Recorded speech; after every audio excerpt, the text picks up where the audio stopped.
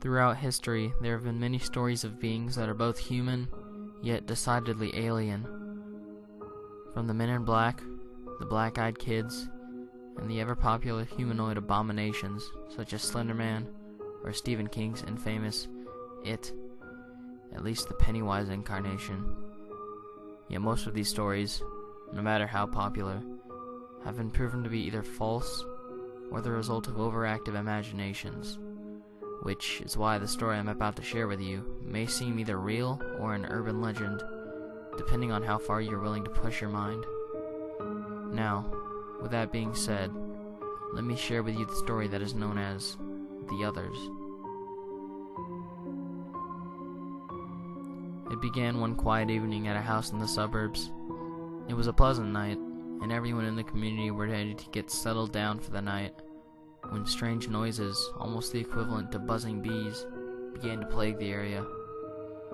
Many people claimed to hear this mysterious buzzing, but could not locate its source, and as the buzzing noise increased, other phenomena began to rise around the suburb. Cats and dogs began to get abnormally agitated. Young children became very clingy, as if afraid of something, and a few residents even claimed to see flickering lights in the sky, like fireflies, only glowing an eerie shade of purple.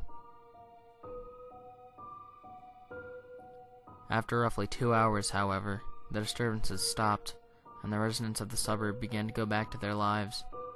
However, this was when the most disturbing elements of the case began. Around half an hour after the disturbances stopped, several people reported being terrorized by hooded figures that stood outside their doors. Many claimed these figures would knock on the door repeatedly or stare through the windows. When police were called to the scene, they failed to see any hooded figures. However, they did notice burnt patches of ground near the doorsteps of each victim's home.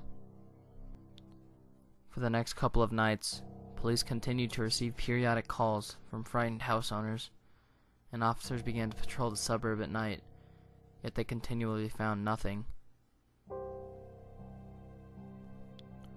A couple of weeks went by, and thanks to a strong police presence, the suburb seemed to return to normal, but many residents still fear going out at night, and reports of strange lights still crop up, with much less frequency.